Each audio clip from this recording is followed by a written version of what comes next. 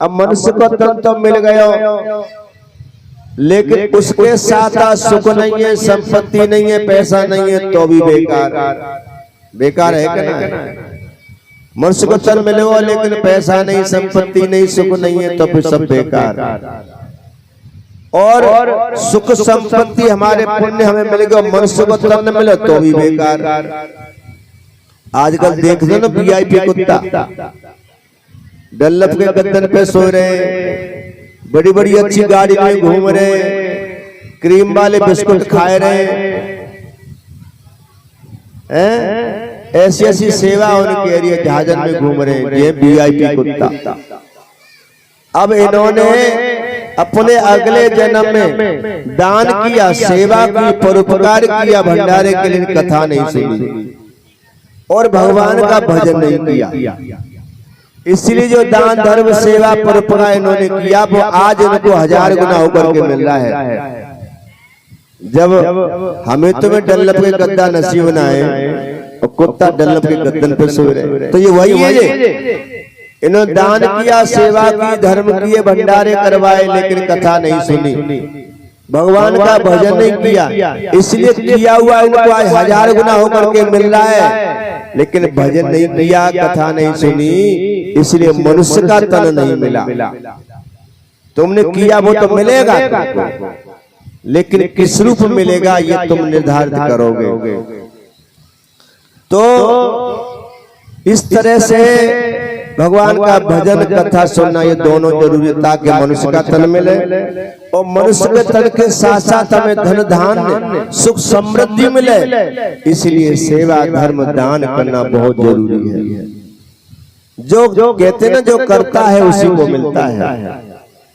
माना कि एक ही तारीख में, एक ही तिथि में 2 बच्चों ने जन्म लिया। एक बच्चे ने जन्म लिया, कहाँ? धीरूभाई अंबानी के घर में।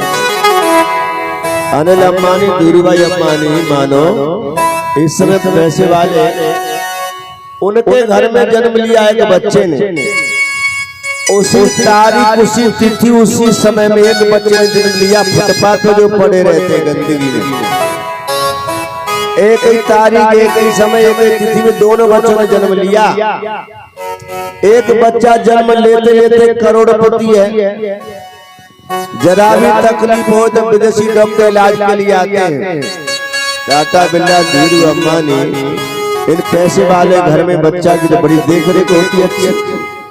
सोने चांदी की चम्मच से दूध पिलाया जाता है, 10-9 का सेवा में रहते हैं। और एक बच्चा के लिए तो चाय भी नसीब नहीं है। मक्खियां बना रही है, पड़ा है फुटपाथ पे, बीमार हो या तो दवा भी नसीब नहीं है। अब दोनों बच्चों ने जन्म लिया एक ही समय में। एक बच्चा आते आते करोड़पति है और दूसरा बच्चा रोडपति है, वो रोड पे पड़ा है। अभी उन्होंने दोनों ने किसी ने कोई कर्म तो किया नहीं, तो एक करोड़पति हो गया, एक भिखारी बन गया। देखा ना, एक जन्म लेते आनंद मनाता, एक जन्म लेते आयुष्य मृत्यु हो जाता है। ये क्या है? ये हमारा पूर्व जन्म का कर्म है। हमने जो पहले दिया, आज वो करोड़पति बन के आया, वही उसके संग चल करके आया, उसे मिला। जिसने नहीं दिया, केवल अपना ही करके खाया, अपना ही पेट पालन किया, सेवा नहीं की, धर्म नहीं किया, दान नहीं किया, और वो आज भिखारी बन करके के पैसे के लिए तरसेगा। तो इसलिए मनुष्य का तन चाहिए तो परमात्मा की कथा सुनो और भगवान का भजन करो। और मनुष्य तन के साथ साथ धन संपदा चाहिए तो दान करो। इसलिए हम बार बार कहते हैं, ध्यान और दान, 2 चीज बहुत कंपल्सरी, बहुत जरूरी है। इसीलिए गुरु ने जो मंत्र दिया उसका ऐसा नियम बनाओ, जरूर जाप करो। और घर बाहर जहाँ भी कथा हो, कथा अवश्य सुनो। भगवान की कथा सुनने से भगवान से प्रेम बढ़ता है, संबंध बढ़ता है। जैसे तुम्हारी कोई बड़ाई करे,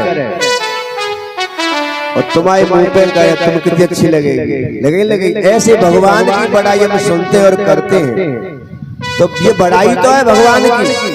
भाई भगवान ने ये किया, भगवान ने ये किया, तो जाने वो काम करे, बाकी हम चर्चा ही तो कर रहे हैं। तो अभी तुम्हारी संतान और तुमने बच्चों को पढ़ाया लिखाया बड़ा किया, तुम्हारा बेटा भी टिके मेरे मम्मी पापा बहुत बढ़िया है, वो पढ़ा रहे हैं, वो लिखा रहे हैं, वो सब कुछ कर रहे हैं, तुमसे वो कहे तो तुमको अच्छा लगेगा बुरा लगेगा? अच्छा लगेगा। ऐसे ही उस पिता को, उस परम पिता को अच्छा लगता है कि मेरी संतान मेरी बड़ाई कर रही है, मेरी संतान मेरी बड़ाई सुन रही है, गुणगान कर रही है, गुणगान करा रही है, तो प्रसन्न हो जाता है। और प्रसन्न हो जाए परमात्मा तो ऐसा क्या है जो नहीं मिलेगा? वो सब कुछ देता है, वो दाता है सबका। तो इसलिए ध्यान जरूर ही करो, कथा जरूर सुनो। कथा में जाने से क्या होता है? कथा कहीं भी हो एक दिन अवश्य निकालो, साथ में निकालो, अच्छी बात है। क्योंकि कहते हैं कथा सुनन को चाहिए और ले मन में सम्मान, ज्यों ज्यों पग आगे बढ़े कोटन यज्ञ समान।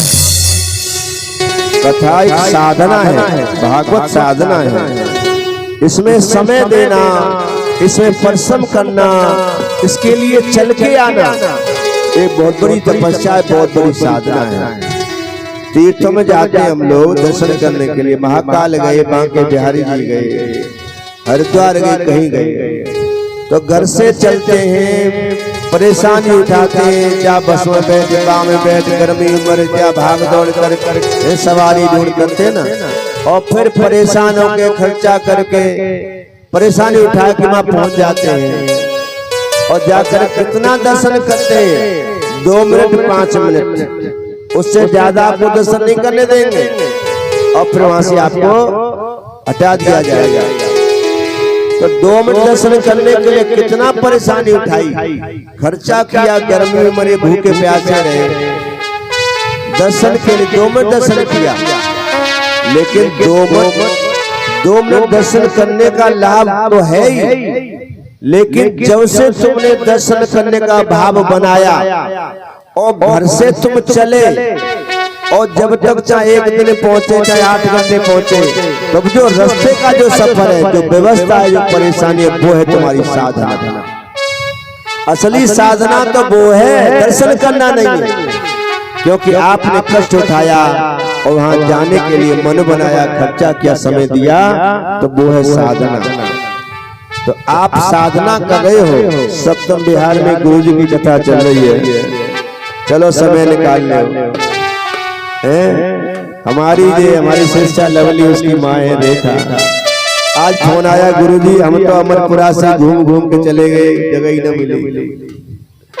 तो मैंने कि आज ऐसा वहां से कुछ लोग आएंगे, उनके साथ आ जाना।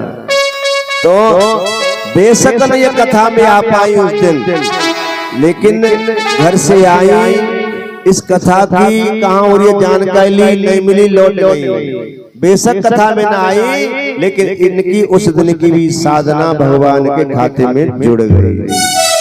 प्रयास तो किया, कोशिश तो की, घर से निकले, परेशानी उठाई, तो व्यर्थ नहीं गया।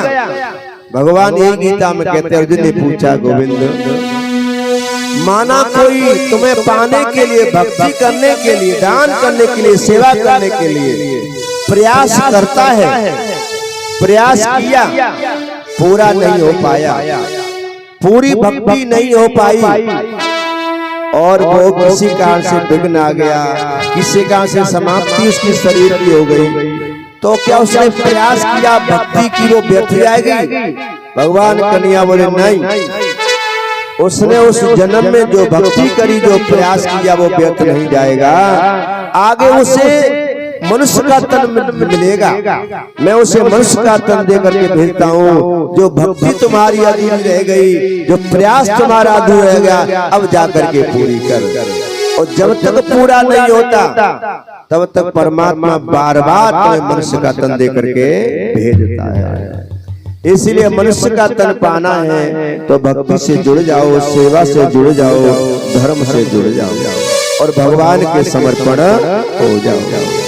तो यही सिखा रहे हैं भगवान गोपियों को, वो है आत्मा और मेरे गोविंद है परमात्मा। आत्मा परमात्मा से